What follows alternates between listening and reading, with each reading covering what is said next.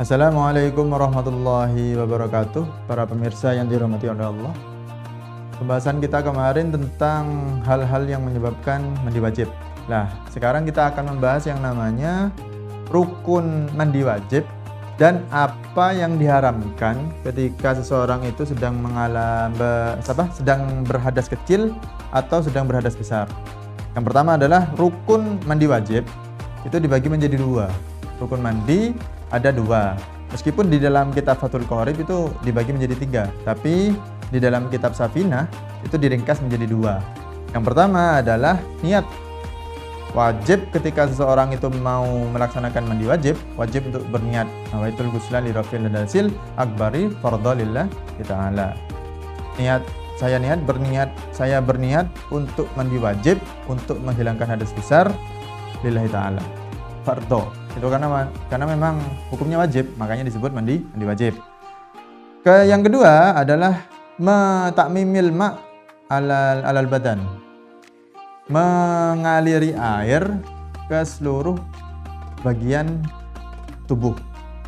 Jadi harus wajib mengalirkan air ke seluruh tubuh. Jadi yang pertama niat, yang kedua mengaliri air ke seluruh tubuh. Jadi nawaitul ghusla berjemur itu sudah sah. Tanpa menggunakan sabun, tanpa menggunakan sampo itu sudah sah. Jadi hanya mengaliri air saja ke seluruh tubuh itu sudah sah. Maka saya sarankan ketika mandi wajib jangan sampo atau sabunan dulu. Tapi niat selesaikan dulu mandi wajibnya baru sabunan dan sampoan. Karena khawatir ketika kita sampoan dan sabunan dulu, setelah itu kita mandi wajib, khawatir air yang mengenai kulit kita telah bercampur dengan sabun dan sabun tersebut telah merubah sifat-sifat air yang pertama aslinya adalah suci mensucikan, tercampur dengan sabun, maka akhirnya tidak bisa mensucikan lagi, seperti itu. Maka saya sarankan sebelum mandi wajib jangan sabunan atau sampoan dulu, tapi selesaikan mandi wajibnya baru nanti sabunan dan sampoan, seperti itu. Itu dua rukun yang wajib kita laksanakan ketika kita sedang mandi wajib. Nah, pembahasan kita yang selanjutnya adalah apa yang diharamkan ketika kita sedang berhadas kecil. Berhadas kecil, hal-hal yang membatalkan, yang ketika kita itu dalam Indonesia ya, ketika kita tidak punya wudhu, tidak berwudhu, wudhu kita batal. Hal-hal ini yang dilarang untuk kita. Apa hal tersebut? Maning qadha wudhu'uhu haruma alaihi arba'ata asya. Haram untuk orang yang telah batal wudhunya yaitu 4 hal.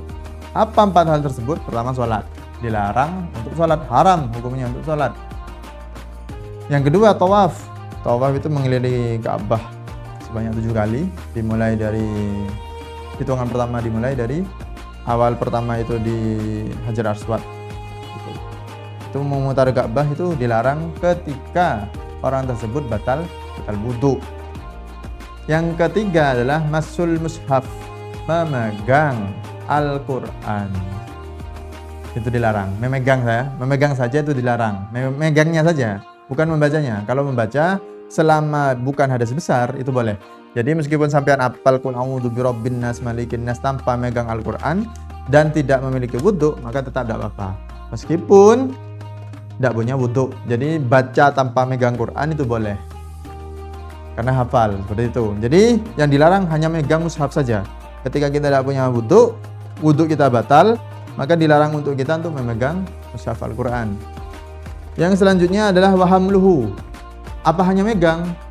Tidak, membawa juga dilarang. Apa perbedaan megang dan membawa? Memegang kita memegang, menyentuh itu tidak boleh. Sedangkan membawa, ya kita berpindah dari tempat satu ke tempat lain, Al-Quran itu juga ikut mengikuti kita. Itu namanya membawa. Jadi yang dilarang ketika orang itu batal wudhunya, pertama memegang, dan yang kedua membawa Al-Quran. Yang ketiga, yang selanjutnya, itu jadi 4 hal yang dilarang ketika kita sedang batal wudhu. Pertama sholat, tawaf, memegang Al-Quran, dan membawa Al-Quran. Jadi 4 hal tersebut dilarang untuk kita ketika kita sedang hadas kecil. Yang selanjutnya adalah hal yang diharamkan untuk orang yang sedang berhadas besar. Apa saja? Hampir sama seperti hadas kecil tapi ditambah sedikit. Yang di sini pertama kan hadas kecil itu ada 4, sedangkan hadas besar itu ditambah 2. Yang pertama jadi 6. Jadi yang dilarang untuk orang berhadas besar itu 6. Pertama, sholat, tawaf, memegang mushaf, membawa mushaf, walubthu fil masjid, dan berdiam diri di dalam masjid. Ketika seseorang itu sedang berhadas besar, maka dilarang untuk dirinya berdiam diri di dalam masjid, tidak boleh. Harus di luar. Tidak boleh di dalam masjid. Di luar itu di mana maksudnya? Bukan di luar, di serambinya bukan, karena serambi itu masih termasuk masjid. Bukan di serambi ya, tapi tetap di luar, artinya di luar area masjid, seperti itu. Jadi tidak boleh ketika seseorang itu berhadas besar, tidak boleh berdiam diri di dalam masjid. Yang selanjutnya adalah qiraatul Quran. Yang mana di dalam hadas kecil kita hanya dilarang memegang dan membawa, sedangkan ketika kita sedang berhadas besar itu dilarang untuk membaca meskipun tanpa memegang mushaf. Jadi dilarang meskipun kita sudah hafal qul a'udzu birabbin nas malikin nas ilahin nas, ketika kita sedang berhadas besar dilarang membaca Al-Qur'an. Dilarang. Meskipun tanpa megang mushaf, tidak boleh. Megang saja membaca saja tidak boleh, apalagi memegang, seperti itu. Nah, itu yang dilarang untuk orang yang berhadas besar. Ya, selanjutnya apa yang dilarang ketika seorang perempuan, ini khusus perempuan karena ini agak penting, seorang perempuan itu sedang haid. Di dalam kitab ini dijelaskan ada 10. Jadi hadas haid itu larangannya lebih banyak daripada hadas besar biasa. Pertama, sholat, jelas. Tawaf, tidak boleh. Masful mushaf, hamlul mushaf, megang dan membawa Al-Quran itu tidak boleh. Lubthu fil masjid, berdiam diri di masjid juga tidak boleh. Karena memang berhadas termasuk, haid ini kan termasuk hadas besar.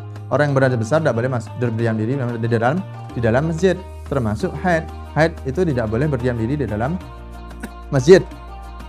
Qiraatul Quran, membaca Quran.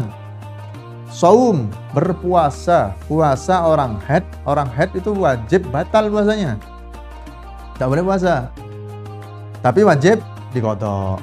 Ketika seorang perempuan itu sedang haid di dalam bulan Ramadan, tidak boleh puasa tapi tetap wajib mengqadha ketika sudah selesai bulan Ramadan. Selanjutnya tolak. Jadi seorang perempuan itu tidak boleh ditolak oleh suaminya ketika dalam masa haid. Tidak boleh ditolak. Seorang perempuan dilarang ditolak, dicerai oleh suaminya ketika sedang dalam masa haid. Selanjutnya wal mururu fil masjid in khafat talwithahu. Seseorang perempuan yang sedang haid itu dilarang lewat saja di dalam masjid. Lewat ya. Lewat saja tidak boleh. Ketika khawatir akan mengotori masjid tersebut dengan darah haidnya. Jadi seorang perempuan itu ketika dia khawatir ketika lewat itu mengotori masjid, khawatir darah haidnya berceceran umpama, itu tidak boleh lewat. Lewat saja tidak boleh. Apalagi berdiam diri. Karena memang sudah jelas di larangan sebelumnya, berdiam diri di dalam masjid itu juga tidak boleh. Jadi orang haid tidak boleh berdiam diri dalam masjid. Bahkan lewat pun ketika dia khawatir mengotori masjid itu tidak boleh. Yang selanjutnya wal istimta bima baina surrah wa rubbah. Bersenang-senang dengan pasangan yang sah, dengan tubuh bagian dengan bagian tubuh antara pusar dan lutut. Jadi seorang perempuan yang haid itu tidak boleh berkumpul dengan suaminya dan bersenang-senang dengan dengan bagian tubuh antara pusar dan lutut. Jadi seorang laki-laki ketika perempuannya haid wajib untuk tidak berkumpul dengan istrinya. Maksudnya tidak boleh melakukan hubungan suami istri selama seorang perempuan itu sedang mengalami haid. Seperti itu. Jadi 10 itu adalah larangan untuk orang yang haid. Jadi orang haid larangannya lebih banyak daripada orang yang berhadas besar biasa. Sedangkan yang berhadas besar cuma 6, hadas kecil cuma 4 larangannya saja. Mungkin hanya itu pembahasan kita pada hari ini. Apabila terdapat kesalahan, kami mohon maaf sebesar-besarnya. Wallahu muwaffiq ila aqwamit thoriq. Wassalamualaikum warahmatullahi wabarakatuh.